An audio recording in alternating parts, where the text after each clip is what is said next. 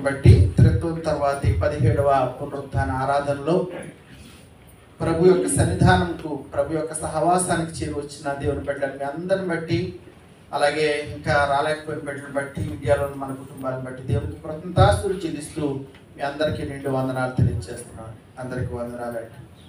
క్రీస్తునందు ప్రియ దేవుని బిడ్డలారా, ఈరోజు ఇంటర్నేషనల్ ఫాస్టర్స్ డే కాబట్టి దైవ సేవకుల కొరకు ముఖ్యంగా ప్రార్థన చేయండి. అనేక మంది దైవ సేవకులు అనేక రీతిగా హింసింపబడుతున్నారు. ఛత్తీస్గఢ్ రాష్ట్రంలో కావచ్చు, లేక ఉత్తరప్రదేశ్లో కావచ్చు. శనివారం వచ్చేటప్పటికి చర్చలు జరగకుండా ఉండటం కోసం పోలీసులు దైవ సేవకుని నిష్కారణంగా, కారణం లేకుండా తీసుకువెళ్ళి పోలీస్ స్టేషన్లో బంధిస్తున్నారు. ఇంకా అనేకమైన చోట్ల హింసిస్తున్నారు, కొడుతున్నారు, అనేక రకాలుగా ప్రాణాలు తీస్తున్నారు. వారి కొరకు మనం ప్రార్థన చేయవలసిన వారు. పరిశుద్ధ గ్రంథం తెలుద్దాం. పరిశుద్ధ గ్రంథం మొదటి దినవృత్తాంతముల గ్రంథం 4వ అధ్యాయము 9-10 వచనాలు ధ్యానం చేద్దాం. మొదటి దినవృత్తాంతముల గ్రంథం 4వ అధ్యాయము 9-10 వచనాలు. యెబెజు తన సహోదరుల కంటే ఘనము పొందినవాడై ఉండెను. వేదన పడి ఇతని కంటినని అతని తల్లి అతనికి ఎబ్బేజు అని పేరు పెట్టెను. ఎబ్బేజు ఇశ్రాయేలీయుల దేవుని గూర్చి మొర్రపెట్టి నీవు నన్ను నిశ్చయముగా ఆశీర్వదించి నా సరిహద్దును విశాలపరిచి నీ చెయ్యి నాకు తోడుగా ఉన్న దయచేసి నాకు కీడు రాకుండా దానిలో నుండి నన్ను తప్పించుము అని ప్రార్థింపగా దేవుడు అతడు మనవి చేసిన దానిని అతనికి దయచేసెను. క్రీస్తునందు ప్రియ దేవుని బిడ్డ, ఈరోజు మన అంశం ప్రార్థనా బలం అనే అంశాన్ని గురించి ధ్యానం చేద్దాం. ప్రార్థనా బలం ఒకసారి చెప్తారు అందరూ? మనందరికీ ఏ బలం కావాలంట? శరీర బలం కోసం మనం ఆశపడుతూ ఉంటాం. శరీర బలం కోసం అనేక రకాలైన ఎక్సర్సైజులు, డైట్ మెయింటెనెన్స్ చేస్తూ ఉంటాం. మంచిదే, కానీ ఆత్మీయంగా బలపడటానికి ప్రార్థనా బలం మనకు కావాలి. చూడండి, ఇక్కడ మనం చూస్తుంటే యెబెజు అనబడిన ఒక వ్యక్తి జీవితంలోని కొన్ని అనుభవాల్ని మనం నేర్చుకునే ప్రయత్నం చేద్దాం. యెబెజు తన సహోదరుల కంటే ఘనము పొందిన వాడై ఉండెను. వేదన పడి ఇతని కంటినని అతని తల్లి అతనికి యెబెజు అని పేరు పెట్టింది. చూడండి, ఇక్కడ ఉన్న తల్లులు, స్త్రీలైన వారు మీరున్నారు. మీరందరూ కూడా బిడ్డలకు జన్మనిచ్చారు. బిడ్డలకు జన్మనిచ్చేటప్పుడు ఆ యొక్క బాధ ఎలా ఉంటుందో, ఆ వేదన, ఆ కష్టం ఎలా ఉంటుందో పురుషులమైన మాకు తెలియదు, కానీ మీ అందరికీ కూడా ఆ పెయిన్, ఆ కష్టము ఎలాంటిదో మీరందరూ కూడా అనుభవించిన వారే. ఈ సమయాన వేదన లేకుండా ఏ తల్లి కూడా బిడ్డకు జన్మనివ్వలేదు కదా. వేదన లేకుండా జన్మనివ్వగలదా? అది ఒకవేళ అమ్మ మీరు పిల్లలను కన్నారు కదా, కాబట్టి మీకు వేదన గుర్తులేదా? కాబట్టి సిజేరియన్ పడినా, ఒకవేళ నార్మల్ డెలివరీ అయినప్పటికీ కూడా ప్రతి తల్లి కూడా వేదన లేకుండా బిడ్డకు జన్మనివ్వలేదు. ప్రతి తల్లి వేదన పడే జన్మనిస్తూ ఉంటుంది. ఒకవేళ ఆపరేషన్ అయితే అవి కోయబడి కొన్ని కుట్లు పడతాయి. లేకపోయినప్పటికీ కూడా పూర్వపు దినాల్లో అయితే బిడ్డకు జన్మనివ్వటం అంటే పునర్జన్మ, స్త్రీకి పునర్జన్మ, ఆ తల్లికి పునర్జన్మ అని పెద్దలు చెప్పేవారు. కానీ నేటి దినాల్లో అయితే వైద్య శాస్త్రం బాగా అభివృద్ధి చెంది మంచి మెడిసిన్ రావడం, త్వరగా ఆ బాధ తగ్గిపోవటము, త్వరగా ఆ యొక్క లేకపోతే పరిస్థితులకి ఏమైతే సొల్యూషన్ కావాలో అవన్నీ కూడా అందుబాటులోనికి వచ్చాయి. కొంతవరకు సంతోషం. కానీ మనం ధ్యానిస్తున్న ఈ పాట ముందు చూసారా, యెబెజు తను జన్మించినప్పుడు వేదన పడే తల్లి బిడ్డను కన్నదంట. ఇది దరిదాపు 3000 సంవత్సరాల క్రితం సంఘటన. ప్రియమైన బిడ్డ, 3000 సంవత్సరాల క్రితం ఇంచుమించు, అంటే జస్ట్ నేను ఖచ్చితంగా చెప్పట్లేదు, కానీ అప్పుడు ఇంత వైద్య శాస్త్రం అభివృద్ధి చెందలేదన్నమాట. వైద్య శాస్త్రం అభివృద్ధి చెందలేదు. బిడ్డలకు జన్మనిచ్చేటప్పుడు అనేక సార్లు తల్లులు ప్రాణాలు కోల్పోయేవారు. ఉదాహరణకి మనం చూస్తుంటే పరిశుద్ధ గ్రంథంలో యాకోబు అనబడిన ఒక వ్యక్తి ఉన్నాడు. యాకోబుకు ప్రియమైన భార్య రాహేలు కదండి. ఎవరండి? యాకోబుకి ప్రియమైన భార్య రాహేలు. చాలా కాలం రాహేలుకి సంతానం లేరు, కానీ దేవుడు తర్వాత సంతానం ఇచ్చారు. యాకోబు రాహేలుకు పుట్టిన కుమారుడు యోసేపు. యోసేపు చక్కని కుమారుడు జన్మించాడు. దేవుడు మరలా వారిని ఆశీర్వదించారు. రెండవ కుమారుడు ఎక్కడ పుట్టబోతున్నాడంటే వారు అప్పటికి బెత్లెహేము వైపు వెళుతున్నారు. బెత్లెహేము ఎఫ్రాతా మార్గంలో ఉన్నారు. బెత్లెహేముకు ప్రయాణిస్తూ ఉంటే ఇంకా బెత్లెహేముకు వెళ్లకుండానే ఆ మార్గంలో ఆ యొక్క రాహేలు బిడ్డకు జన్మనిచ్చే పరిస్థితి. ప్రసవ సమయం అయింది, ప్రసవిస్తుంది. ప్రసవించినప్పుడు చాలా వేదన పడుతుంది. ఆ వేదనలో బిడ్డకు జన్మనిచ్చి ఇంకా కన్ను మూయబోతుంది. కన్ను మూసే ముందు ఆ బిడ్డను చూసుకుని ఆ తల్లి ఒక పేరు పెట్టింది. ఆ బిడ్డకు బెనోని అని పేరు పెట్టింది. ఏమనంట? బెనోని. బెనోని అన్న మాటకు అర్థం ఏమిటంటే దుఃఖపుత్రుడు అని అన్నమాట. దుఃఖపుత్రుడు, ఏడుపు పుత్రుడు అని అర్థం బెనోని అన్న మాట. అయితే బిడ్డకు జన్మనిచ్చి రాహేలు చనిపోయింది. కానీ దానికి యాకోబు ఆ పేరు అంగీకరించలేదు. దుఃఖపుత్రుడు, విచారకరమైన పుత్రుడు, వేదన పుత్రుడు అనే పేరును తీసివేసి ఆ బిడ్డకు బెన్యామీను అని పేరు పెట్టాడు. బెన్యామీను. బెన్యామీను అనగా కుడి చేతి పుత్రుడు. కుడి చేతి పుత్రుడు. ఇశ్రాయేలు గోత్రాల్లో బెన్యామీను గోత్రం చాలా ప్రత్యేకమైనది. వారు యుద్ధశూరులు, చాలా పౌరుషము కలిగిన వారు, ధైర్యం కలిగిన వారు. బెన్యామీన్ అంటే అర్థం కుడి చేతి పుత్రుడు. కుడి చెయ్యి అంటే దీవెనకు సూచనగా ఉన్న చెయ్యి కదా. దీవెనకు సూచనగా ఉన్న చెయ్యి. మనం ఎవరన్నా దీవించాలంటే ఏ చేతితో దీవిస్తాం? కుడి చేతితో దీవిస్తూ ఉంటాం. కాబట్టి బెనోని పుట్టినప్పుడు దుఃఖపుత్రుడు అని తల్లి పేరు పెట్టి చనిపోయింది బిడ్డకు ప్రసవించి. కానీ దేవుడు ఆ బిడ్డను కుడి చేతి పుత్రుడిగా ఆశీర్వదించాడు, బెన్యామీనుగా. అలాగే మరొక కుమారుడు ఉన్నాడు. సమూయేలు మొదటి గ్రంథం 4వ అధ్యాయంలో అక్కడ ఏలి అనబడిన యాజకుడు ఉన్నాడు. దేవాలయంలో పనిచేస్తున్నాడు. ఏలి అనబడిన యాజకుడు. అతనికి 2 కుమారులు, హోప్ని, ఫినెహాసు. ఆ హోప్ని ఫినెహాసులో ఫినెహాసు యొక్క భార్య గర్భవతిగా ఉంది, నిండు గర్భవతిగా ఉంది. ఆమెకు కూడా ప్రసవ సమయం. అటువంటి సమయంలో శత్రువులైన ఫిలిస్తీయులు ఇశ్రాయేలుల మీద దాడి చేశారు. శత్రువులైన ఫిలిస్తీయులు ఇశ్రాయేలుల మీద అటాక్ చేశారు. అటాక్ చేసి ఇశ్రాయేలుని వారు జయించారు. ఇశ్రాయేలు జయించడమే కాదు, ఆ దినాల్లో వారు ఇశ్రాయేలు మీద దాడి చేసి దేవుని ప్రత్యక్షతకు సాదృశ్యంగా ఉన్న దేవుని మందసమును వారు సొంతం చేసుకున్నారు. దేవుని మందసం. దేవుని మందసం అంటే అది అలా ఉండేదన్నమాట. అక్కడ బంగారు ఉంది కదండి, కర్రలతోటి అలా ఉండేది. అది దేవుని ప్రత్యక్షతకు సూచనగా ఉండేది. అది ఎవరు సొంతం చేసుకున్నారంటే అన్యులైన ఈ యొక్క ఫిలిస్తీన్లు సొంతం చేసుకున్నారు. ఈ మాట చెవిని పడింది ఎవరికంటే ఫినెహాసు భార్యకి. ఆమె ప్రసవం జరిగి కుమారుడికి జన్మనిచ్చి, అయ్యో బాబోయ్, దేవుని మందసం పట్టబడిపోయిందా, దేవుని మందసం ఫిలిస్తీన్లు సొంతం చేసుకున్నారా అని ఆ బిడ్డకు ఆ సమయంలో ఒక పేరు పెట్టింది. ఎకాబోదు అని పేరు పెట్టింది. ఎకాబోదు. ఎకాబోదు అన్న మాటకు అర్థం ఏమిటంటే ప్రభావము వెడలిపోయింది.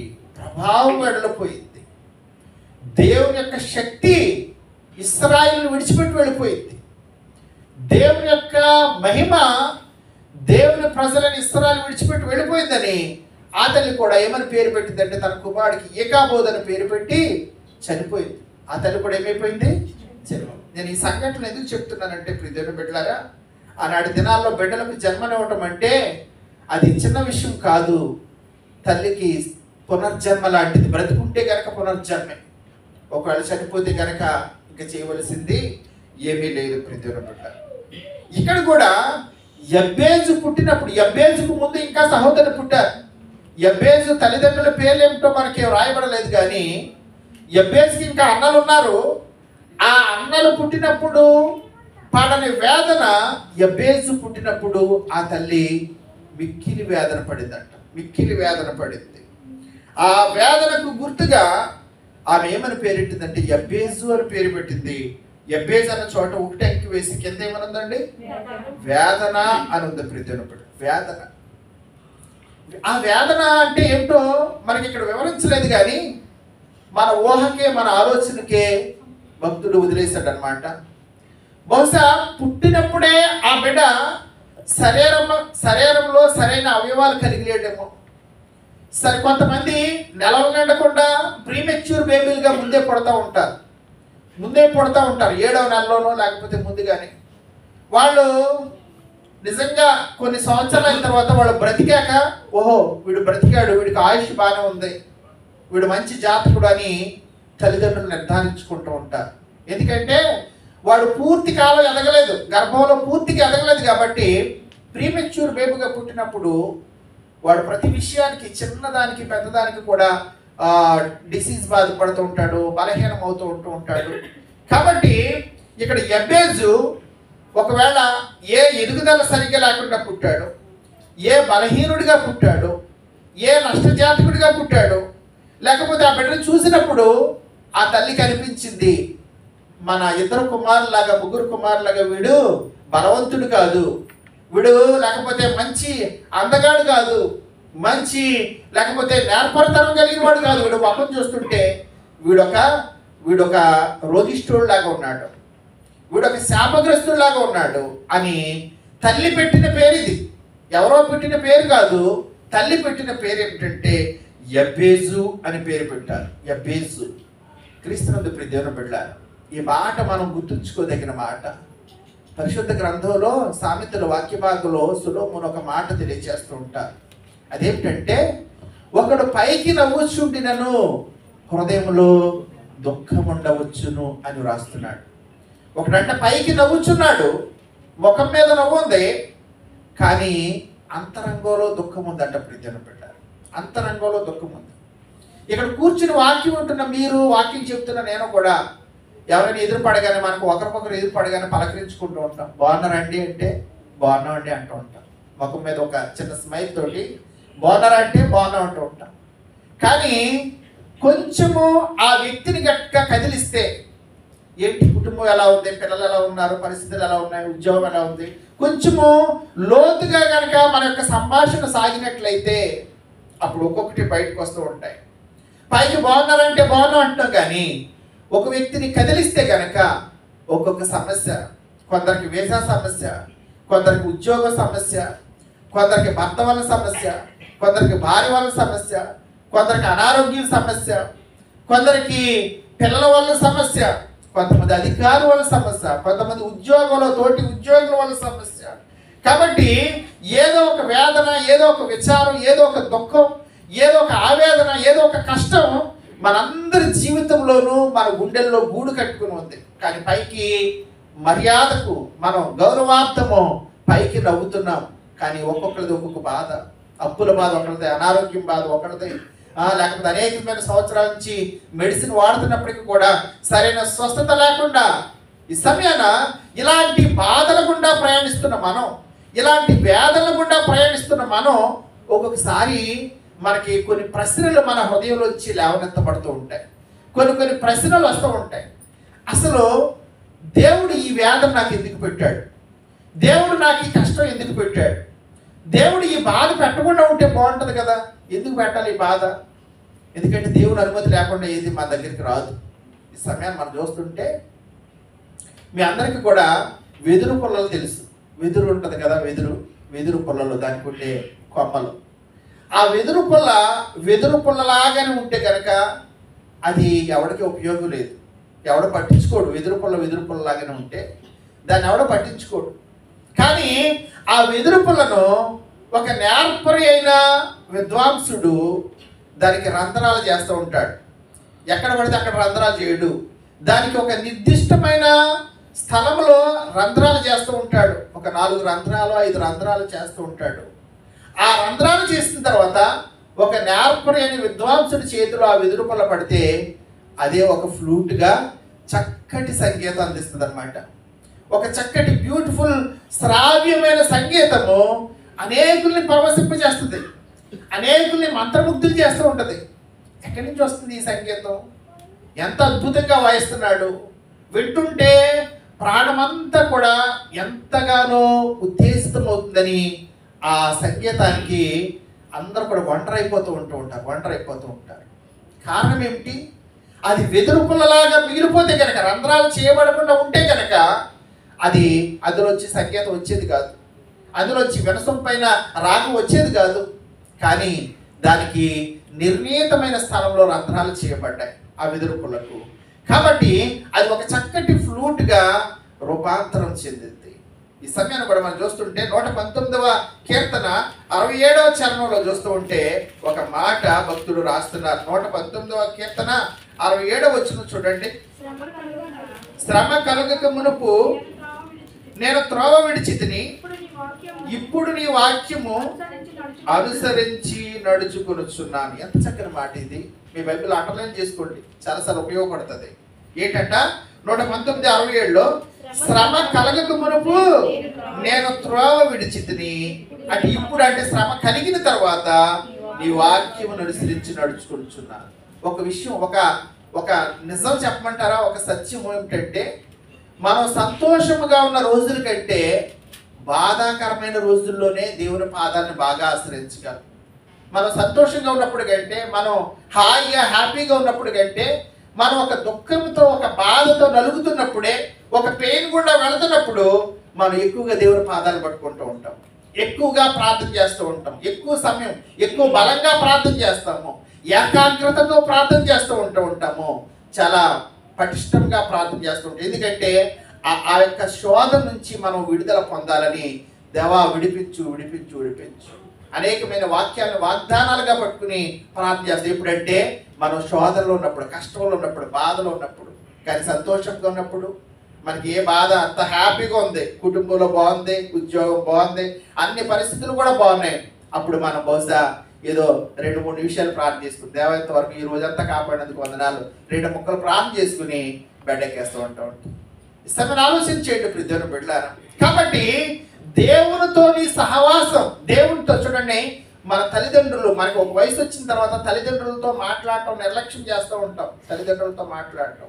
కానీ తల్లిదండ్రులు ఎదురు చూస్తూ ఉంటారు, నా బిడ్డ ఇప్పుడు ఫోన్ చేస్తాడా, నా కుమారుడు ఇప్పుడు ఫోన్ చేస్తుందా, నా కుమార్తె ఇప్పుడు ఫోన్ చేస్తుందని వాళ్ళ కళ్ళు కాయలు కాసి ఎదురు చూస్తూ ఉంటారు మనం చేసే ఒక చిన్న ఫోన్ కోసం.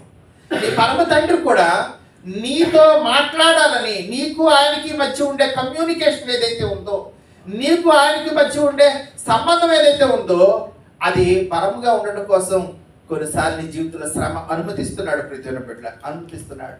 మీ ఇళ్లలో ఒక చక్కటి ట్యాగ్ కనబడుతూ ఉంటుంది, ప్రేయర్ బ్రింగ్స్ విక్టరీ అని ఒక స్లోగన్ అక్కడక్కడ మనం అలంకరించుకుంటూ ఉంటాం. Prayer brings victory. నిజమే, ఆ యొక్క ప్రేయర్ బ్రింగ్స్ విక్టరీ అనే స్లోగన్ పెట్టుకున్నంత మాత్రాన మనకు విజయం రాదు. కానీ నిజంగా మనం మోకరించినప్పుడే, మనం మోకరించి ప్రార్థన చేసినప్పుడే, మన మోకాళ్ళతోటి, మన కన్నేళ్లతోటి మనం దేవుని దగ్గర సమయం గడిపినప్పుడే ఆ విజయాన్ని మనం పొందుకోగలం. కాబట్టి ఈ సమయాన్ని యెబేజు ఒక వేదన పుత్రుడిగా, ఒక శాపగ్రస్తుడిగా, ఒక నష్టజాతకుడిగా అతన్ని ముద్ర వేసింది కుటుంబము కావచ్చు, లేకపోతే సమాజం కావచ్చు. కానీ యెబేజు ఆ ముద్రని అలాగే లేకపోతే క్యారీ చేయలేదు, కానీ ఆ ముద్రను మార్చుకున్నాడు. ఎవరి ద్వారా మార్చుకున్నాడంటే దేవుణ్ణి ఆశ్రయించాడు. ఒకవేళ ఎలాగా ఈ ముద్రను మార్చుకోగలనని తల్లిని అడుగుంటాడు ఖచ్చితంగా యెబేజు.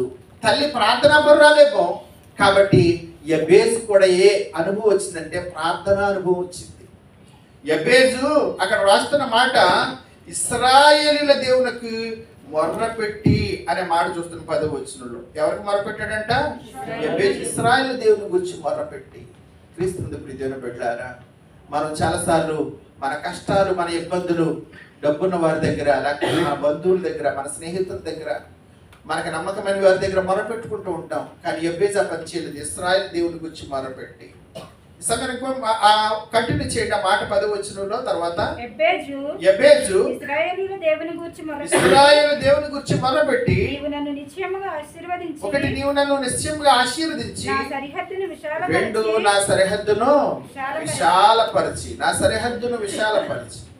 బహుశా యబ్బేజు తల్లికి పుట్టిన మిగతా కుమారులు ప్రయోజకులేమో, వారు బలవంతులేమో, వాళ్ళు చాలా ధైర్యవంతులేమో, ప్రియమైన బిడ్డలారా, ధైర్యవంతులేమో. చూడండి, మన ఇంట్లో కూడా మనకుండే ఒకలాంటి స్వభావం ఏమిటంటే, ఇంటిలో ప్రయోజకులైన వారిని మొదటగా ఎవరికైనా పరిచయం చేసినప్పుడు బాగా ఎవరు సక్సెస్ అయ్యాడో వాడిని మొదట పరిచయం చేస్తూ ఉంటాం. ఉదాహరణకి పరిశుద్ధ గ్రంథంలో కూడా దేవుడు అభిషేకించమన్నాడు కాబట్టి సమూయేలు అభిషేకం తైలం పట్టుకుని వచ్చాడు యెషయా ఇంటికి. యెషయా ఇంటికి వస్తే తండ్రి అయిన యెషయా ఎవరిని పరిచయం చేస్తున్నాడు? వీళ్ళందరూ కూడా ఎక్కడున్నారు? తన యొక్క కుమారులు ఆర్మీలో ఉన్నారు, మిలిటరీలో ఉన్నారు. సౌలు మిలిటరీలో ఉన్నారు అన్నమాట. ఇదిగో వీడు పెద్దోడు, వీడు రెండోడు, మూడోడు, నాలుగోడు. దేవుడు అందరిని రిజెక్ట్ చేస్తున్నాడు. ఆఖరికి ఇంకొకడు ఉన్నాడన్న మాట చెప్పట్లా. ఎవరో యెషయా చెప్తున్నాడా ఇంకొకడు ఉన్నాడని? సమూయేలు అడుగుతున్నాడు, వీళ్ళైనా ఇంకెవరు లేరా ఏంటి? దేవుడేమో అందరికీ నో రిజెక్ట్ కొడుతున్నాడు. కాబట్టి ఉన్నాడు, ఎక్కడో ఉన్నాడు వాడు. అడుగు పెద్ద లెక్కలో వాడు కాదు, వాడు అంత ఇంపార్టెంట్ కాదు. వాడు ఏదో గొర్రెలు కాసుకునేవాడు, వాడు ఒక పామరుడు. కాబట్టి దేవుడు వాడిని తీసుకురాడు.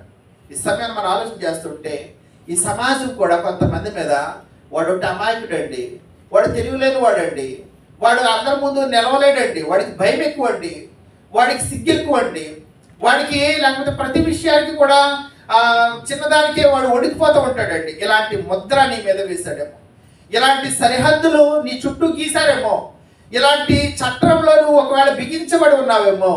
ఈరోజు భయం అనే చట్టంలో బిగించబడి ఉన్నావేమో, సిగ్గు అనే చట్టంలో నువ్వు బిగించబడి ఉన్నావేమో, లేకపోతే అవమానం అనే చట్టంలో నువ్వు బిగించబడి ఉన్నావేమో. నీ సరిహద్దును విశాలపరుచుకోవాలంటే దేవుని పాదాన్ని ఆశ్రయించాలి. ఇక్కడ యెబ్బేజు ఏం చేస్తున్నాడంటే, ఒకటి నిశ్చయంగా నీవు నన్ను ఆశీర్వదించి అంతటితో వదిలిపెట్టేలేదు, నా సరిహద్దును విశాలపరచు. ఒక సరిహద్దు తల్లి గీసేసింది, ఒక సరిహద్దు అన్నదమ్ములు గీసేశారు. వీడు అంత ప్రయోజకుడు కాదు, వీడికి అంత తెలివితేటలు లేవు, అంత స్కిల్ లేదని వాడి చుట్టూ ఒక చట్టం గీసేశారు, ఒక బౌండరీస్ గీసేశారు. వీడు జీవితంలో పైకి ఎదగడండి, వీడు ఏ పని చేసినా రాణించడండి అని ఒక చట్టం గీసేస్తారు. అయితే దేవుని పాదాల దగ్గరికి వచ్చాడు యెబ్బేజు, నా సరిహద్దును విశాలపరచు. అలాగే ఈ సమాజం కూడా నీ చుట్టూ ఏ బౌండరీ గీసిందో, ఏ సరిహద్దు నీ చుట్టూ లేకపోతే వేసేసిందో, ఆ సరిహద్దు నువ్వు దాటాలంటే ప్రార్థనా బలం నీకు కావాలి, దేవుని శక్తి నీకు కావాలి, దేవుని ఆత్మబలం నీకు కావాలి. నువ్వు అప్పుడు బలమైన కార్యాలు చేయగలవు, ప్రియమైన బిడ్డలారా, చేయగలవు. ఈ సమయంలో ఒకవేళ కొంతమంది లేకపోతే తల్లిదండ్రులు కావచ్చు, అన్నదమ్ములు కావచ్చు, సమాజం కావచ్చు, వీడు వేస్ట్ ఫెలో పక్క తీసేయండి, వీడు ఏదైనా ఆటలాడటానికి కూడా యాక్టివ్గా లేకపోతే చాలా ఉత్సాహంగా స్కిల్ ఉన్న వాళ్ళని ముందు పెట్టుకుంటూ ఉంటారు. వీడు పనికిరాడు పక్క తీసేటప్పుడు కొంతమంది ఏంటంటే నాకు ఏది లేదు, నాకు ఏ టాలెంట్ లేదని కృంగిపోతూ ఉంటారు, విచారపడుతూ ఉంటారు, దుఃఖంతో లేకపోతే అవమానంతో నలిగిపోతూ ఉంటారు, లోపల నలిగిపోతూ ఉంటారు. ఒక వాక్యం చూడండి, సామెతల గ్రంథం 24వ అధ్యాయం 10వ వచనం చూస్తుంటే, సామెతల గ్రంథం 24వ అధ్యాయము 10వ వచనంలో అక్కడ సొలొమోను మహారాజు చూడండి, శ్రమ దినమున నువ్వు కృంగిని ఎడల నువ్వంట చేతకాని వాడు. శ్రమ దినమున కనుక నువ్వు కృంగిపోతే, మనుష్యులు నీ మీద వేసే రాళ్ళకి కనుక నువ్వు తలొగ్గేస్తే, ఇంకా నా రాతింతే, నా బ్రతికింతే, నా జీవితం ఇంతే అని కనుక నువ్వు ఫిక్స్ అయిపోతే నువ్వు చేతకాని వాడు అయిపోతావు, నువ్వేమి చేయలేని వాడు అయిపోతావు, నువ్వు ఒక నిష్ప్రయోజకుడుగా, ఒక పనికిరాని వాడుగా చరిత్రలో మిగిలిపోతూ ఉంటావు. కాబట్టి శ్రమ దినం నువ్వు కృంగిని వాళ్ళ చేతకాని వాడుగా. కాబట్టి దేవుని దగ్గరికి రావాల్సిందే ప్రియమైన బిడ్డలారా. ప్రతి వ్యక్తిని కూడా సమాజం నిందిస్తుంది. ఒక రోజు వచ్చే వరకు కూడా, ఒక సక్సెస్ నీకు వచ్చే వరకు కూడా చూడండి, మనకి కబడ్డీ అనే ఆట ఉంటుంది. ఆ కబడ్డీ ఆటలో ఒకడు కోతకొస్తే ఎంతమంది పట్టుకోవడానికి ప్రయత్నిస్తూ ఉంటారు? ఆ టీంలో ఎంతమంది ఉన్నారు? 10 మంది కూడా అన్ని బంధించడానికి, ఎలాగైతే అవుట్ చేయటం అంటే వాడిని బంధించడం, ఆఫ్ చేయాలన్నమాట. ఈ సమాజంలో కూడా నువ్వు ఒక పని నువ్వు చేయాలనుకున్నప్పుడు, లేకపోతే ఒక ఎదుగుదల నువ్వు ఎదగాలనుకున్నప్పుడు, ఈ సమాజం అంతా కూడా నిన్ను అడగదొక్కడానికే ప్రయత్నం చేస్తూ ఉంటుంది. ఈ సమయాన నువ్వు అణిగిపోతే ప్రాణం, ఒక మొక్క కూడా, ఒక విత్తనం కూడా భూమిని చీల్చుకుంటూ పైకి ఎదుగుతుంది. జీవం అని ఏది కూడా ఆటంకాలు అవరోధాలు వచ్చినప్పుడు ఇంకా నా బ్రతికింతే అనుకోదు. కానీ ఆఖరికి ఒక మొక్క, ఒక విత్తనం నుంచి మొలిచిన చిగురు కూడా, జీవం కూడా, అంకురం కూడా ఆ భూమి పొరలను చీల్చుకుంటూ, లేకపోతే ఆ పక్షులు తినివేసినప్పుడు కూడా, కోళ్ళు అయినప్పుడు కూడా మళ్ళీ ఎదిగి తన యొక్క స్థానాన్ని అది నిరూపించుకుంటూ ఉంటుంది, తన స్థానాన్ని. మరి మనం ఎందుకు కొన్నిసార్లు అందరూ అలా అంటున్నారండి, కాబట్టి ఎందుకు వచ్చింది, నేను ఏం పని చేయట్లేదు. ఇంకా మనం చూస్తుంటే కనుక మొదటి దినవృత్తాంతాలు 4వ అధ్యాయం 10వ వచనంలో తర్వాత మాటలు కూడా మనం చూస్తూ ఉంటే ఏమంటారంటే, నీ చెయ్యి నాకు తోడుగా ఉండ దయచేసి. చూడండి, నీ చెయ్యి నాకు తోడుగా ఉండ దయచేసి. యేసయ్యకి అనేకమైన బిరుదులు ఉన్నాయి పరిశుద్ధ గ్రంథంలో. యేసయ్యకి అనేకమైన బిరుదులు ఉన్నాయి. అయితే ఆ బిరుదులు అనేకమైన వాటిలో ఒక మనందరికీ తెలిసిన ఒక గొప్ప బిరుదు ఏమిటంటే ఇమ్మానుయేలు అనబడిన బిరుదు కూడా యేసయ్యకు ఉంది. ఇమ్మానుయేలు అన్న బిరుదు. ఇమ్మానుయేలు అన్న పదానికి అర్థం ఏమిటి? దేవుడు మనకు తోడు. దేవుడు మనకు తోడు. చాలాసార్లు మనం డిప్రెషన్లో ఉన్నప్పుడు, చాలాసార్లు కష్టాల్లో ఉన్నప్పుడు, చాలాసార్లు శోధనలో ఉన్నప్పుడు, చాలాసార్లు నువ్వు ఒంటరి అయిపోయినప్పుడు నువ్వు నా దేవుడు ఇమ్మానుయేలు అని గుర్తు తెచ్చుకో. నా దేవుడు ఇమ్మానుయేలు, నాకు తోడుగా ఉన్నాడు, నా ప్రక్కన ఉన్నాడు, నన్ను బలపరుస్తున్నాడు, నాకు తోడై ఉన్నాడు, నన్ను విడిపిస్తాడని గుర్తు తెచ్చుకుంటే కనుక నీకు ఎక్కడ లేని బలం వస్తుంది, ధైర్యం వస్తుంది, సమాధానం వస్తుంది. మన దేవుడు ఇమ్మానుయేలు. ఇమ్మానుయేలు అనే పాటకు దేవుడు మనకు తోడు. చూడండి, నీ చెయ్యి నాకు తోడుగా ఉండ దయచేసి. ఈరోజు పత్రిక పాఠంలో మొదటి పేతురు పత్రిక 5వ అధ్యాయంలో వ్రాయబడిన మాట ఏమిటంటే, దేవుడు తగిన సమయం మందు మిమ్మల్ని హెచ్చించినట్లు ఆయన బలిష్టమైన చేతి క్రింద దీన మనస్కులై ఉండుడి. ఆయన బలిష్టమైన చేతి కింద దీనత్వము కలిగి, దీనత్వం అనగా లోబడే మనసు, ప్రియమైన బిడ్డ, లోబడే మనసు. లోబడటం అంటే నేను పనికిరాను అన్నట్టు ప్రభు అందరూ కూడా నా మీద ఈ యొక్క ట్యాగ్ వేసేసారు, ఈ లేవేసి దానికి లోబడమంటలా, దేవునికి లోబడమంటున్నాడు. ప్రియమైన బిడ్డ, దేవునికి లోబడమంటున్నాడు, దేవుడికి మనసు ఇవ్వమంటున్నాడు, దేవుని దగ్గర మోకరించమంటున్నాడు. కాబట్టి దేవుడు తగిన సమయం ముందు నీకు ఒక సమయము ఆయన నిర్ణయించాడు. ఆ సమయం హెచ్చించినట్లుగా నువ్వు ఆయన కొరకు నిలబడాలి. ఇంకా మనం చివరి మాట చూస్తుంటే మొదటి దినవృత్తాంతాలలో ఆయన చూడండి చివరి మాట, నాకు కీడు రాకుండా దాని నుండి నన్ను తప్పించుము అని ప్రార్థింపగా. నాకు కీడు రాకుండా. ఈరోజు సువార్త పాఠంలో లోకా సువార్త 11వ అధ్యాయంలో యేసయ్య శిష్యులకు ప్రార్థన నేర్పించారు. అదే పరలోక ప్రార్థన. మనందరం కూడా మా కంఠో పాఠంగా చెప్పుకుంటాం. అందులో యేసయ్య ప్రార్థన నేర్పిస్తూ అక్కడ ఒక మాట ఉదాహరించారు, ఏ కీడులోను మమ్మల్ని తప్పించు, శోధనలోను పడకుండా మమ్మను తప్పించుమని ప్రార్థించడం నేర్పించారు. ఏ శోధనలోనూ పడిపోకుండా. ఇక్కడ కూడా ఎబ్బేజ్ ఏమని ప్రార్థిస్తున్నారంటే, అయ్యా నాకు ఆశీర్వాదం కావాలి, నాకు సరిహద్దులు విశాలపరచబడాలి, నీ చెయ్యి నాకు తోడుగా ఉండాలి. ఇంత మాత్రమే సరిపడలేదు, ఏ కీడులోనూ నన్ను పడకుండా నన్ను తప్పించు. అసలు నువ్వు ఏ కీడులోనూ పడకుండా ఉండాలంటే నీలో ఏముండాలి? నీ దగ్గర ఏముండాలి? ప్రార్థన ఉండాలి, ప్రార్థనా బలం ఉండాలి. ప్రజలను బిడ్డలారా, నీతో ప్రార్థన బలం ఉన్నప్పుడు అప్పుడు కూడా నీ మీద సాతానుగాడు టార్గెట్ చేస్తూ ఉంటాడు, నీ మీద బాణాలు విసురుతూ ఉంటాడు, నిన్ను లేకపోతే టార్చర్ చేయాలని చూస్తూ ఉంటాడు. కానీ నీ దగ్గర ప్రార్థనా బలం ఉంది కాబట్టి ఆ ప్రార్థనా బలంతో సాతాను యొక్క బాణాలను నువ్వు జయించగలవు, సాతాన్ని ఎదిరించగలవు. అపవాదిని ఎదిరించేటప్పుడు వాడి మీద నుండి పారిపోను. నీ దగ్గర ప్రార్థనా బలం ఉందా? ఉండవలసింది ఉంది.